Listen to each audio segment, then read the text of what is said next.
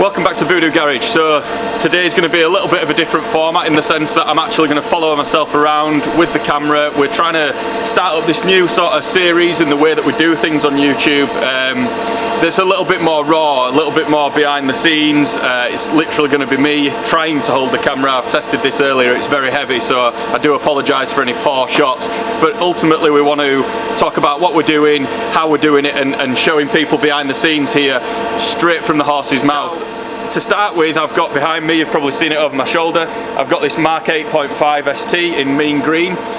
This car is pretty much brand new, it's only done 3,000 miles, and it's here with us today for our full VUDU Stage 2 package. So hopefully it gives you some really good information, and if you have got one of these, or if you're looking at purchasing and bringing one down for tuning, this should give you everything that you need to know.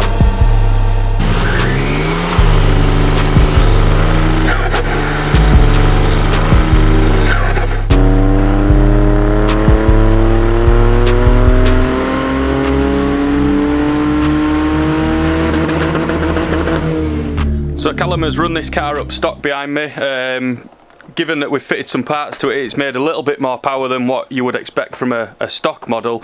Now I believe the 8.5 has got a slightly more aggressive calibration from Ford anyway, but we are seeing, I'm just going to flip the camera around and take you over to the dyno graph. The logs look really good, everything looks as it should do.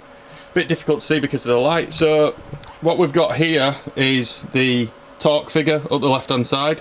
Now we're seeing almost 220 foot-pound, which is really strong. Not actually sure what these are supposed to do from factory, I'll check on that.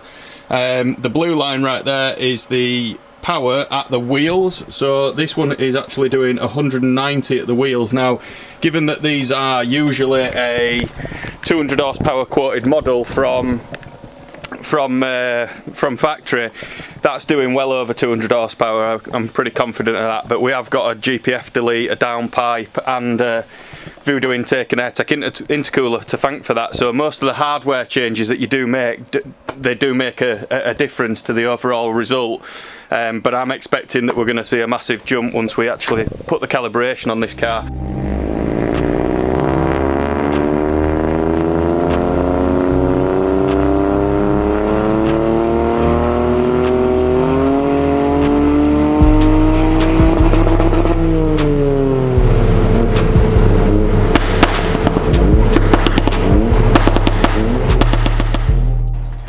So hopefully you can see on this screen next to me, this is where I've just been showing you the stock runs. I'm going to lay up using the dyno what runs we've just achieved. So we tend to do 3 stock runs just to get the adaptations right in the ECU, because the ECU will recognise things like intake temperature. Obviously you've got an effect on ambient temperature in the dyno cell. It's looking at fuel qualities and all sorts of stuff to adjust the ignition timing on the fly and adjust your boost pressure on the fly. So for example, if the charge temperatures are a little bit hotter due to ambience being hotter, at that particular point you're going to see that the boost pressure won't be as much, it won't make as much ignition timing, so it will naturally make less torque and power. So it's always good to get 3 adaptation runs, let the ECU properly adapt to its environment before we tune the car, and then do the same again. And on the tune file, we'll continue to run it until it's made its full adaptations, and you'll see that because it'll keep picking up power, and then all of a sudden you'll meet peak power, and once it starts to get warm, if we've not got, you know, the capability to keep it cool, you'll start to see then it tailing off. So if you were to do massive back-to-back runs with lots and lots of load on the dyno, which is the equivalent of you driving up a hill in like 5th gear flat out for a long period of time, things will get hot. And if the software is done correctly, which ours is, you'll see things starting to just tail off to keep the engine under control and keep it safe. So on the stock runs there, as I discussed before, we're making 190 wheel. On the first of our stage 2 file, we are up at 239 wheel horsepower and just short of 280 foot-pound of torque. We're at like 277 foot-pound there. So we've got a massive gain of both power and torque. First run, usually you see sometimes there's a slight adaptation. You can see the graphs change slightly here whilst it's adapting to the latest software. It's hit bang on 240 wheel there. and it's just short of 280 again foot-pounds. And then our final run, it's smoothed itself out, it's happy with what it's seeing. It's now looking at it and going, right, I'm happy with running at 240 wheel, I'm happy at close to 280 foot-pound, everything's kept cool, everything's run nicely. So we've now got a really smooth graph, the ECU's adaptations have worked, we've picked up the best part of from 190 wheel to 240, wow, the quick maths, so we've picked up 50 wheel horsepower, so again, depending on what people quote in terms of a correction on these to the engine, so our dyno measures in the wheels, which is where, you know, it's important, that's what's going to the ground. Some people will quote 10% correction factor, some 12, some 15. It really depends, it's a bit of a lottery out there for what people quote. Now, how I work it is based on what the car makes stock. I would imagine that a 12% correction based on these figures is about right. So this car's currently doing 268 roughly to 270 horsepower at the engine. The torque figure remains the same, it's only the wheel horsepower that we change, although you will probably see on a roller that due to the way that it loads it up, it'll actually make more torque, so we always quote on the lower side torque wise. So yeah, I'm really happy with this. I'm going to take a little look at the logs, which I'll go through with you as well, so that you understand what you're looking at. So hopefully you can see over my shoulder here whilst I take a look at the logs on the laptop. I'm going to not rattle on too much about this because it'll probably bore people to death, but if you do want to see more about how to data log, how to understand what each combustion engine is doing, and then we could get really technical and go into traction, TCUs and things like that, but comment below, give me a shout, let me know if you do actually want to see it. But I'm going to quickly look at the stock graph for certain parameters of this to see that everything's safe stock, and then compare it to what we've got in terms of a data log from stage 2. Now, one thing that I will mention straight away is the Ford OEM calibration in this car is truly awful.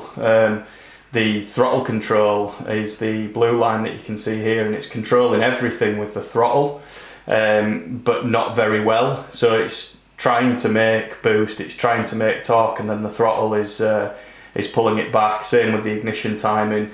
The ignition just fires in about from 5.5 degrees at 5,600 RPM. It chucks in across 1,000 RPM.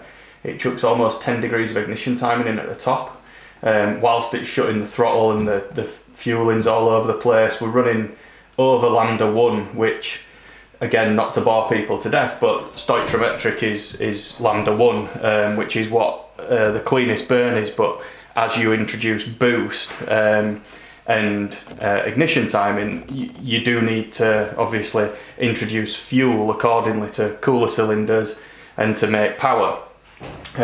Running this lean where we're at 15s here at nearly 5,000 RPM, that's very, very lean. It's not what we'd want to see from a tuned file, definitely not. So I find this really, really poor calibration, to be honest, versus our calibration, which has got more or less a wide open throttle all the way. It closes ever so slightly there from 100% to about, although it says 83%, it never shows as 100%, even when the throttle's wide open it's at 87. So we're only dropping a couple of percent there whilst it's just getting control of the boost as that comes on. We've got a slight dip here where again the boost just wants to creep up slightly, so the throttle just pulls that back ever so slightly with a slight closure, but we're talking from 87% theoretically down to 81, so a 6% throttle closure, which is absolutely fine. Rest of the time it's open all the way through. We've increased the boost pressure from peak on this, is doing about 1.4 bar.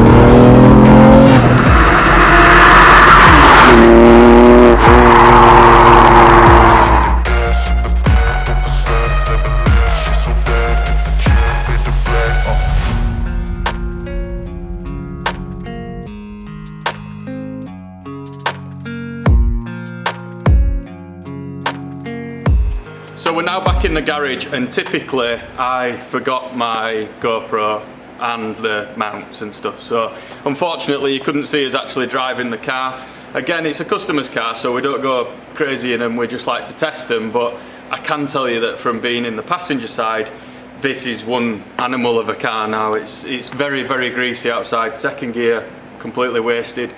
Third gear, we're starting to hook up, but hitting 280 foot-pound at sort of 3,000 RPM, it's just bonkers. It holds the torque so well, and you can really feel the delivery of how we've calibrated the ECU, working in harmony with all of the hardware, so it doesn't drop off. It's consistent, which is the most important thing in my opinion. You can have a car that's fast over one pull, but then something that's consistent and keeps going and going and going is always going to be a preference for how I like to tune things.